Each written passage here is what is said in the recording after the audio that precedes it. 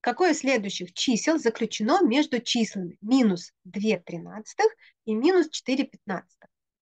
А вариант ответа у нас в десятичных дробях. Значит, чтобы сравнить, нам нужно разделить 2 на 13, и это будет у нас примерно минус 0,153 и так далее.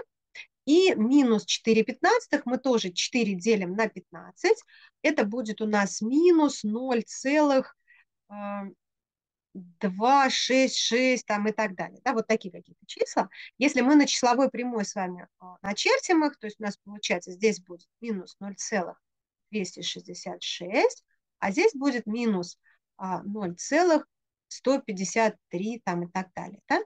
То есть получается минус 0,2, вот как раз вот здесь вот и окажется между этими числами.